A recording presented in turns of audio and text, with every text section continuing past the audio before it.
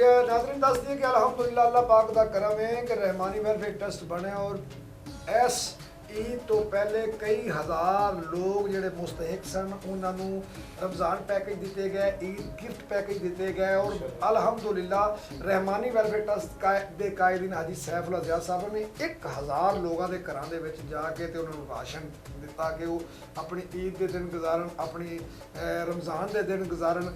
और मैं समझना कि अगर रहमानी वेलफेयर ट्रस्ट ना होंदा तो मैं तुहाडे सामने ना होंदा इस वक्त।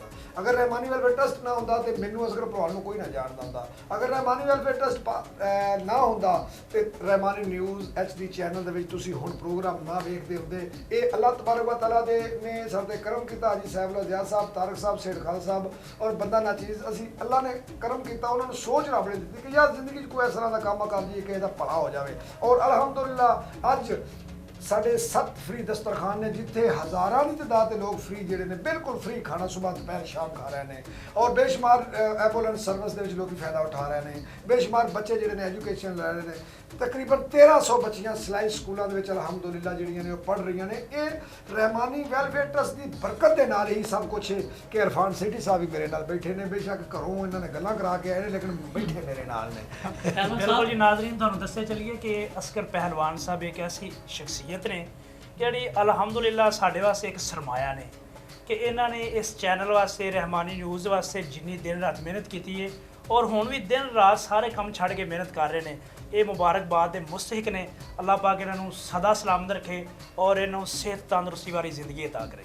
सेठ साहब तुसीं ये दुआ करो कि अल्लाह तबारक व तआला जिहड़े काबरीन ने जिहड़े बजुर्ग ने जिहड़े चलाण वाले ने उन्हां दा साया साडे सिर ते रखे, उन्हां दी सरपरस्ती दी बदौलत ही सब कुछ है। यकीन करो कि असीं सोच नहीं सकते कि असीं साडा रहमानी न्यूज़ लाइव चलेगा। अज तुसीं प्रोग्राम जिहड़ा लाइव वेख रहे हो नाज़रीन, ये साडे वास्ते बहुत वड्डी खुशी दा दिन है। और जिस दिन असीं लाइव ट्रांसमिशन शुरू की थी तो मैंने उस दिन पूरी रात खुशी के नाल नींदर नहीं आई कि या अल्लाह तेरा लख लख शुक्र है कि असी नाचीज़ बंदियां तेरी रहमतां दा सदका असी तेरे बंदियां दी खिदमत की। तू सानू इन्ना इस लायक समझिया कि तू सानू गुजरांवाला दे दिल दे विच DC ऑफिस के नज़दीक मेन गुजरांवाला दे विच एक इतना वड्डा सानू दफ्तर दे दिता।